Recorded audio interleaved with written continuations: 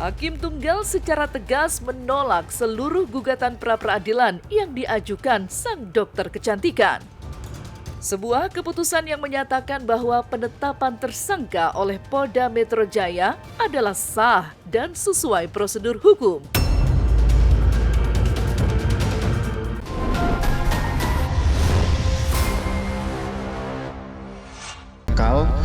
Sudah terbit mulai 10 Februari. Nah, berarti udah ada indikasi mau menjual. Terlalu jahat kalau menurut saya. Saya lagi berdiri, tiba-tiba vertigo datang. Vertigo yang sangat dahsyat.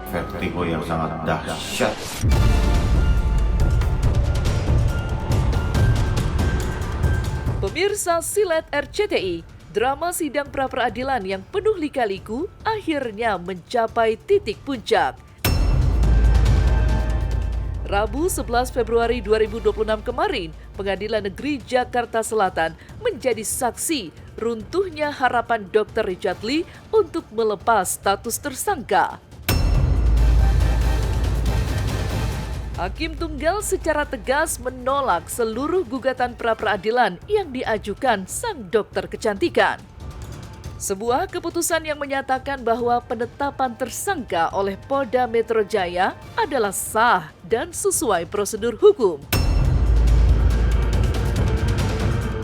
Hal itu sontak membuat Dr. Samira atau yang akrab disapa Doktif tak kuasa menahan gejolak emosinya. Begitu palu hakim diketuk, dirinya langsung membentangkan sajadah merah dan melakukan sujud syukur di atas lantai. Air mata Doktif pun pecah saat ia bertakbir memanjatkan doa di tengah kerumunan awak media. Bahwa berdasarkan seluruh pertimbangan seperti atas, maka seluruh proses penyelidikan, penetapan tersangka yang dilakukan oleh termohon telah dilakukan sesuai dengan ketentuan KUHP. Oleh karena itu, permohonan pemohon tidak berdasar hukum dan harus ditolak.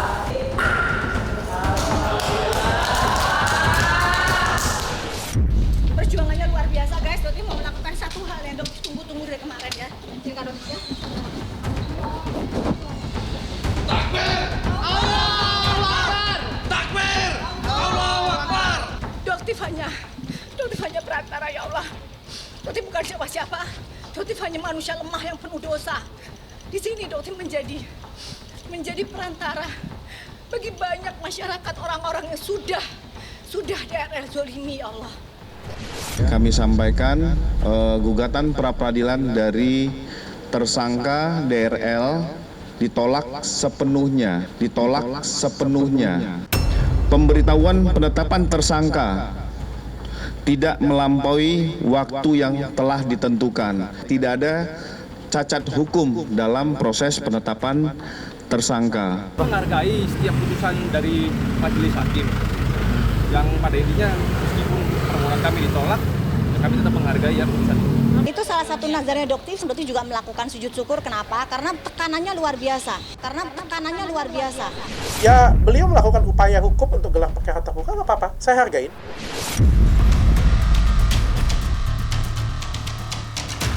Di balik sujud Doktif yang mengaku menang, terungkap sebuah rahasia besar yang cukup mengguncang publik.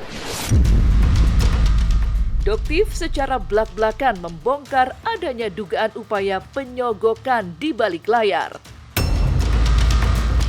Ia tak tanggung-tanggung, sang dokter detektif mengaku ditawari uang damai dengan nominal fantastis mencapai 50 miliar rupiah.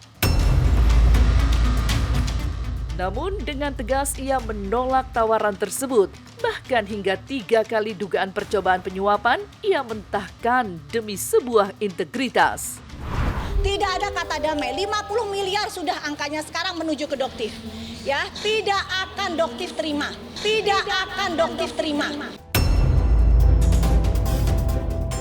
Saya minta maaf juga kalau misalnya saya juga sudah terpancing atau keluar jalur. Saya juga nggak mau terpancing lagi dan keluar jalur lagi, karena menurutku ini sudah nggak profesional sih. Makin lama kayak gini kan masyarakat juga ngelihatnya makin aneh dan makin lucu ya. Apalagi sama-sama profesional saling ribut satu sama lain ya. Makanya kita selesaikan aja di proses hukum.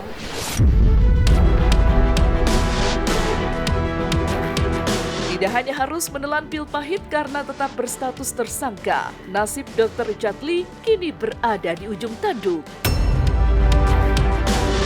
Bahkan pihak kepolisian secara resmi telah mengeluarkan surat pencekalan terhitung sejak tanggal 10 Februari kemarin. Langkah tegas ini diambil untuk 20 hari ke depan dan bahkan bisa diperpanjang hingga 6 bulan lamanya. Lantas muncul pertanyaan besar yang mengusik publik.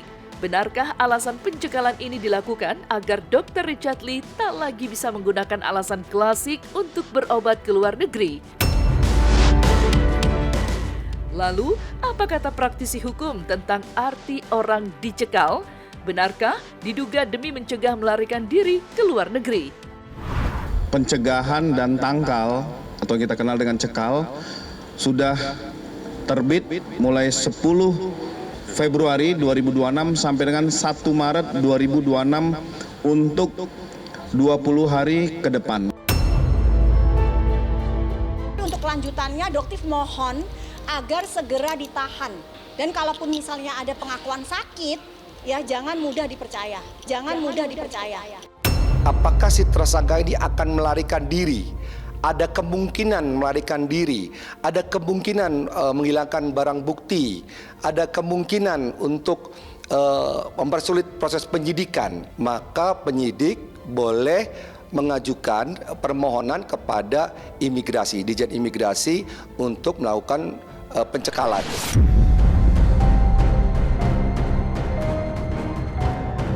Meski penyidik tetap menghormati hak tersangka jika kembali menyodorkan surat keterangan sakit, namun kali ini tidak akan ada lagi celah untuk bersandiwara. Tak main-main, penyidik siap menerjunkan tim dokter internal dari kepolisian untuk melakukan pemeriksaan mandiri terhadap Dr. Richard Lee. Langkah ini diambil guna memastikan apakah kondisi kesehatan sang dokter benar-benar seburuk yang dilaporkan atau hanya sekedar alibi medis. Pada saat seseorang mengajukan ataupun membawa surat keterangan sakit, pada saat proses pemeriksaan, penyidik wajib menghormati surat tersebut. Kita akan mengkonversikan dengan kondisi kesehatan yang ada di Dokes Polda Metro Jaya. Saya sadar ketika kita menjadi besar, cobaannya juga besar, tuntutan juga orang jadi lebih tinggi, jadi lebih besar. Gak apa-apa, bagi saya prinsip hidup saya satu, kalau misalnya salah ya kita perbaikin, karena manusia kan tempatnya salah. Kita tetap akan mengusut, mempertanyakan aset-aset Iki, dan itu hak Iki. Ya itu istilahnya kalau misalnya dilaporkan silahkan. Kan kemarin pun waktu penggelapan kan tidak terbukti semua. Berbanding terbalik dengan sidang pra-peradilan Dr. Richard Lee yang berujung pahit ditolak, berbeda kasus. Inilah babak baru kasus Teddy Pardiana versus Sule yang semakin menghadapi proses hukum yang pelik. Pasca pertemuannya dengan Rizky